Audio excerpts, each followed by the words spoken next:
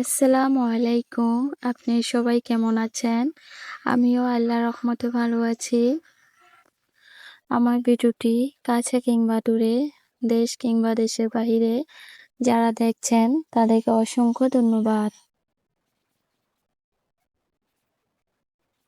এদিকে আলু ভর্তা মা বানাবে, তার কারণে আমি মরিচটা তাওয়ার ভিতরে ভেজে দিচ্ছি।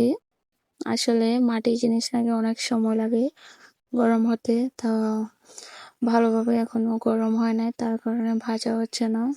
এদিকে যাই হোক ভাজা করা শেষ করে মাংস রান্না করছি লেয়ার মুরগি কারি পাতা দিয়ে। আসলে কারি পাতাটা দিলে তরকারি দ্বিগুণ স্বাদ বেড়ে যায়। আজকে আবার হুজুরের খাওয়া, তো মরিচটা একটু কমায় দিয়েছি যেন সবাই খেতে পারে। আমার শাশুড়ি মার মুখে ঘা হয়েছে, তার কারণে একটু ঝালটা কমায় দিলাম। শাশুড়ি মা ঝাল হলে একদম খেতে পারে না। আমাদের ঘরে ইনি আর আমি ঝালটা খেতে পারি, তাছাড়া আর কেউ খেতে পারে না। আমার ভিডিওটি যদি ইউটিউব চ্যানেল থেকে দেখে থাকেন, প্লিজ সাবস্ক্রাইব করে পাশে থাকবেন।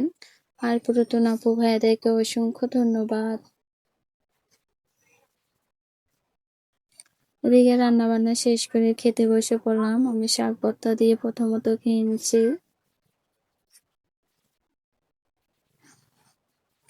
শাক আর আলু ভর্তা মিলিয়ে খাচ্ছি, এত মজা হয়েছে কি বলবো।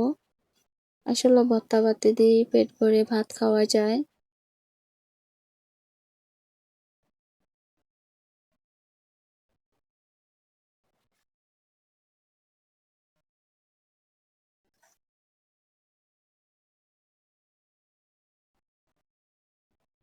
এত পরিমাণে গরম, কি বলবো। বৃষ্টি হালকা পাতলা হইলে গরমটা মনে আরো দ্বিগুণ বেড়ে যায়। কিছু করার নেই, এভাবেই থাকতে হয়। আর রাত্রে কারেন্টে এত সমস্যা করে, আমরা ভেবেছি বাংলাদেশে কারেন্ট এত সমস্যা, কিন্তু না, বাহির দেশেও নাকি কারেন্টে অনেক সমস্যা, কারেন্ট থাকে না, কারেন্ট আসেই না।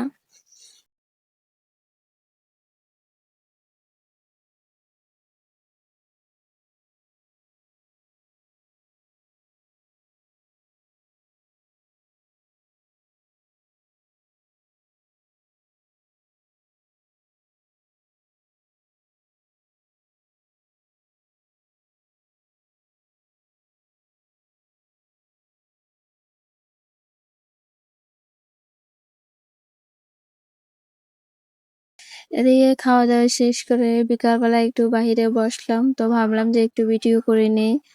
এত সুন্দর পরিবেশটা একটু ভিডিও না করলে হয়ই না। ওরা ভিতরে বসে বসে গাছপালার একটু ভিডিও করে নিলাম।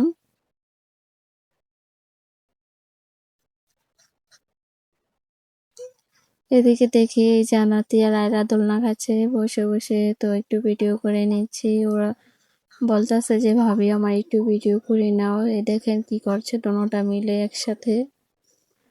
দেখেন আয়রা কত দুষ্টামি করছে দোলনার ভিতরে উঠে।